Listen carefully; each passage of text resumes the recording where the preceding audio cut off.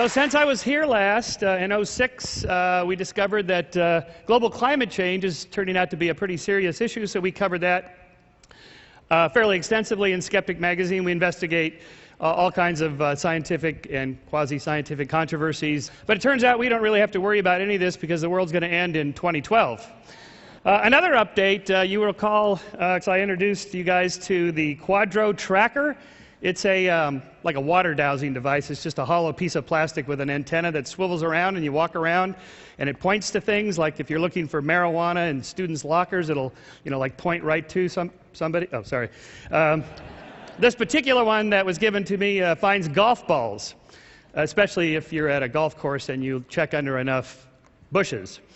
Well, under the category of what's the harm of silly stuff like this device, the ADE 651, was sold to the Iraqi government for $40,000 a piece. It's just like this one, completely worthless, in which it allegedly worked by electrostatic magnetic ion attraction, which translates to pseudoscientific baloney, would be the nice word, in which you string together a bunch of words that sound good, but it does absolutely nothing. In this case, allowing, at trespass points, allowing people to go through because your little tracker device said they were okay, actually cost lives. So there is a danger to pseudoscience and believing in this sort of thing. So what I want to talk about today is belief. I want to believe, and you do too. And in fact, I think my thesis here is that belief is the natural state of things. It is the default option. We just believe. We believe all sorts of things. Belief is natural. Disbelief, skepticism, science is not natural. It's more difficult. It's uncomfortable to not believe things. So like Fox Mulder on X-Files, who wants to believe in UFOs, well, we all do. And the reason for that is because we have a belief engine in our brains. Essentially, we are pattern-seeking primates. We connect the dots. A is connected to B, B is connected to C, and sometimes A really is connected to B. And that's called association learning. We find patterns. We make those connections. Whether it's Pavlov's dog here associating the sound of the bell with the food, and then he salivates to the sound of the bell, or whether it's a Skinnerian rat in which he's having an association between his behavior and a reward for it, and therefore he repeats the behavior. In fact, what Skinner discovered is that if you put a pigeon in a box like this and he has to press one of these two keys and he tries to figure out what the pattern is, and you give him a little reward in the hopper box there, if you just randomly assign rewards such that there is no pattern, they will figure out any kind of pattern, and whatever they were doing just before they got the reward, they repeat that particular pattern. Sometimes it was even spinning around twice counterclockwise, once clockwise, and peck the key twice. And that's called superstition, and that, I'm afraid, we will always have with us. I call this process patternicity, that is, the tendency to find meaningful patterns in both meaningful and meaningless noise. When we do this process, we make two types of errors. A type 1 error, or false positive, is believing a pattern is real when it's not. Our second type of error is a false negative. A type 2 error is not believing a pattern is real when it is. So let's do a thought experiment. You are a hominid 3 million years ago walking on the plains of Africa. Your name is Lucy, okay. And you hear a rustle in the grass. Is it a dangerous predator, or is it just the wind? Your next decision could be the most important one of your life. Well, if you think that the rustle in the grass is a dangerous predator and it turns out it's just the wind, you've made an error in cognition. You made a type 1 error, false positive. But no harm, you just move away, you're more cautious, you're more vigilant. On the other hand, if you believe that the rustle in the grass is just the wind and it turns out it's a dangerous predator, you're lunch. You've just won a Darwin Award. You've been taken out of the gene pool. Now the problem here is that patternicities will occur whenever the cost of making a type 1 error is less than the cost of making a type 2 error. This is the only equation in the talk, by the way. We have a pattern detection problem. That is, assessing the difference between a type 1 and a type 2 error is highly problematic, especially in split-second life and death situations. So the default position is just believe all patterns are real. All rustles in the grass are dangerous predators and not just the wind. And so I think that we evolved. There was a natural selection for the propensity for our belief engines, our pattern-seeking brain processes, to always find meaningful patterns and infuse them with these sort of predatory or intentional agencies that I'll come back to. So, for example, what do you see here? It's a horse head, that's right. It looks like a horse, must be a horse. That's a pattern. And is it really a horse, or is it more like a frog?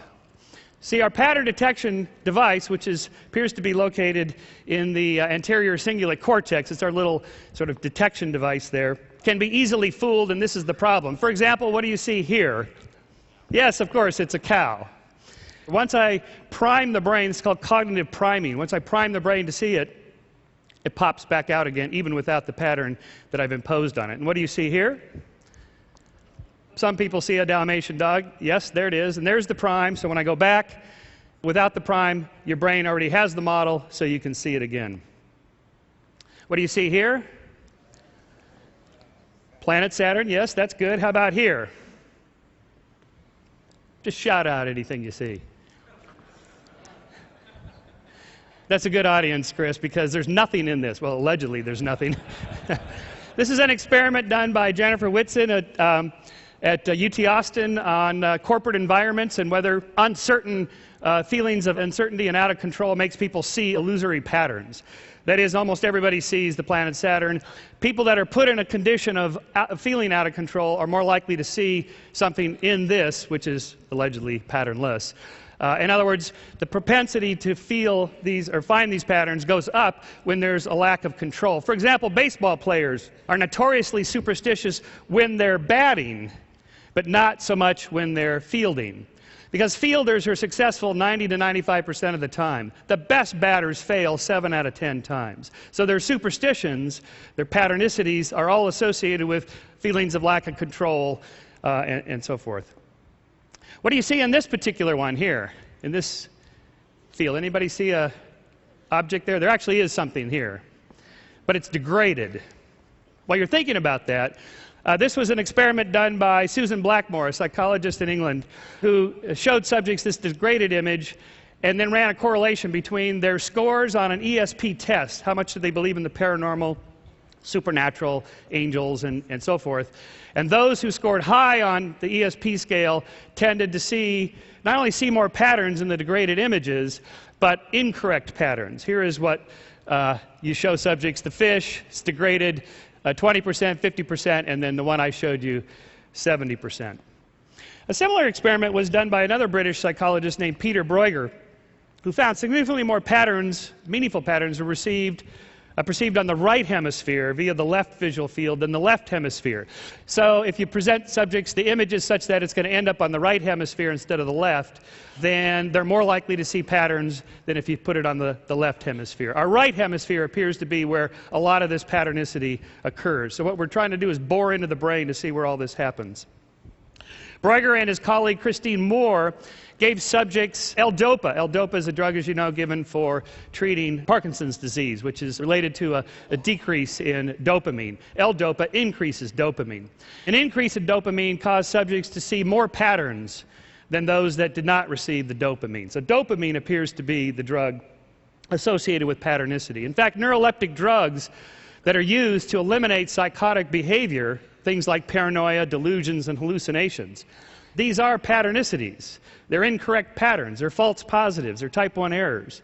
And if you give them drugs that are dopamine antagonists, they go away. That is, you decrease the amount of dopamine, and their tendency to see patterns like that decreases. On the other hand, amphetamines, like in cocaine, are dopamine agonists. They increase the amount of dopamine. So you're more likely to feel in a euphoric state, creativity, find more patterns. In fact, I saw Robin Williams recently talk about how he thought he was much funnier when he was doing cocaine, when he had that issue, than now. So perhaps more dopamine is related to more creativity. Dopamine, I think, changes our signal-to-noise ratio. That is, how accurate we are in finding patterns. If it's too low, you're more likely to make too many type 2 errors. You miss the real patterns. You don't want to be too skeptical. If you're too skeptical, you miss the really interesting good ideas. Just right, you're creative, and yet you don't fall for too much baloney. Too high, and maybe you see patterns everywhere. Every time somebody looks at you, you think people are staring at you, you think people are talking about you, and if you go too far on that, that's just simply labeled as madness. It's a distinction perhaps we might make between two Nobel laureates, Richard Feynman and John Nash. One sees maybe just the right number of patterns to win a Nobel. If we can give you conflicting data, again, your ACC is going to be going into hyperdrive. If you look down here, it's fine. If you look up here, then you get conflicting data, and then we have to flip the image for you to see that it's a setup. The impossible crate illusion, it's easy to fool the brain in 2D. So you say, oh, come on, Shermer, anybody can do that in a Psych 101 text with an illusion like that. Well, here's the late, great Jerry Andrus's impossible crate illusion in 3D, in which Jerry is standing inside the impossible crate. And he was kind enough to post this and give us the reveal. Of course, camera angle is everything. The photographer is over there, and this board appears to overlap with this one, and this one with that one, and so on. But even when I take it away, the illusion is so powerful because of how our brains are wired to find those certain kinds of patterns. This is a fairly new one that throws us off because of the conflicting patterns of comparing this angle with that angle. In fact, it's the exact same picture side by side. So what you're doing is comparing that angle instead of with this one, but with that one, and so your brain is fooled. Yet again, your pattern detection devices are fooled. Faces are easy to see because we have an additional evolved facial recognition software in our temporal lobes. Here's some faces on the side of a rock. I'm actually not even sure if this might be Photoshop, but anyway, the point is still made. Which one of these looks odd to you? And a quick reaction, which one looks odd? The one on the left. Okay, I'll rotate it so it'll be the one on the right, and you are correct. Fairly famous illusion that was first done with Margaret Thatcher. Now they trade up to politicians every time. Well, why is this happening? Well, we know exactly where it happens, in the temporal lobe, right across, sort of above your ear there, in a little structure called the fusiform gyrus. And there's two types of cells that do this, that record facial features, either globally or specifically these large rapid-firing cells. First, look at the general face, so you recognize Obama immediately. And then you notice something quite a little bit odd about the eyes and the mouth. Especially when they're upside down, you're engaging that general facial recognition software there. Now, I said back in our little thought experiment, you're a hominid walking on the plains of Africa. Is it just the wind or a dangerous predator? What's the difference between those? Well, a wind is inanimate. A dangerous predator is an intentional agent. And I call this process agenticity. That is, the tendency to infuse patterns with meaning, intention, and agency, often invisible beings from the top down. This is an idea that we got from a fellow tedster here, Dan Dennett, who talked about taking the intentional stance. So it's a type of that expanded to explain, I think, a lot of different things. Souls, spirits, ghosts, gods, demons, angels, aliens, intelligent designers, government conspiracists, and all manner of invisible agents with power and intention are believed to haunt our world and control our lives. I think it's the basis of animism and polytheism and monotheism. It's the belief that aliens are somehow more advanced than us, more moral than us, and the narratives always are that they're coming here to save us and rescue us from on high. The intelligent designer is always portrayed as this super intelligent moral being that comes down to design life. Even the idea that government can rescue us, that's no longer the wave of the future, but that is, I think, a type of agenticity. The projecting somebody up there, big and powerful, will come rescue us. And this is also, I think, the basis of conspiracy theories. There's somebody hiding behind there, pulling the strings, whether it's the Illuminati or the Bilderbergers. But this is a pattern detection problem, isn't it? Some patterns are real and some are not. Was JFK assassinated by a conspiracy or by a lone assassin? Well, if you go there, there's people there on any given day, like when I went there here, showing me where the different shooters were. My favorite one was he was in the manhole, and he popped out at the last second and took that shot. But of course, Lincoln was assassinated by a conspiracy, so we can't just uniformly dismiss all patterns like that, because let's face it, some patterns are real. Some conspiracies really are true. Explains a lot, maybe. And 9/11 as a conspiracy theory. It is a conspiracy. We did a whole issue on it. 19 members of Al-Qaeda plotting to fly planes into buildings constitutes a conspiracy, but that's not what the 9/11 truthers think. They think it was an inside job by the Bush administration.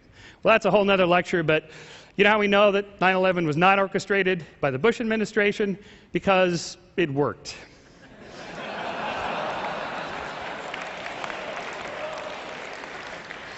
So we are natural-born dualists. Our agenticity process comes from the fact that we can enjoy movies like these because we can imagine, in essence, continuing on. We know that if you stimulate the temporal lobe, you can produce a feeling of out-of-body experiences, near-death experiences, which you can do by just touching an electrode to the temporal lobe there. Or you can do it through loss of consciousness by accelerating in a centrifuge. You get a hypoxia or a lower oxygen, and the brain then senses that there's an out-of-body experience. You can use, which I did, went up and did Michael Persinger's God helmet that bombards your temporal lobes with electromagnetic waves, and you get a sense of out-of-body experience.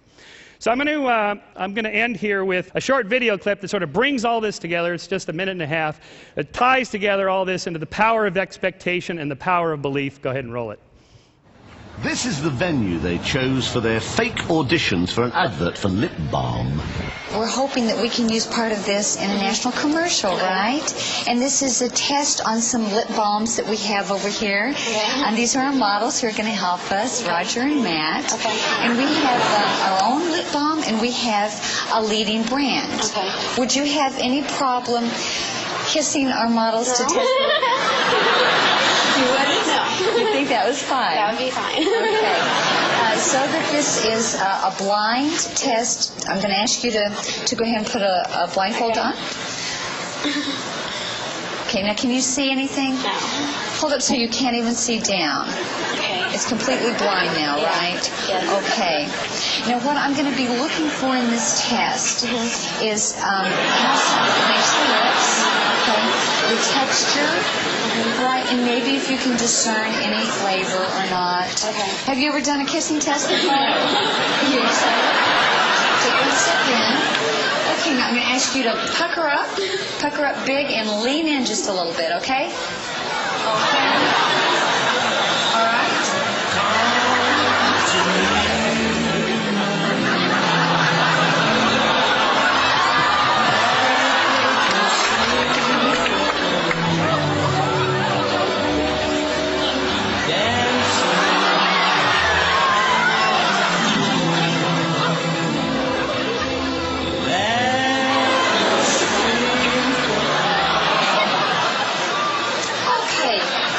Jennifer, how did that feel?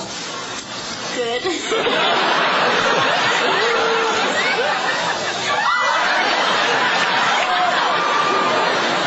Oh my God!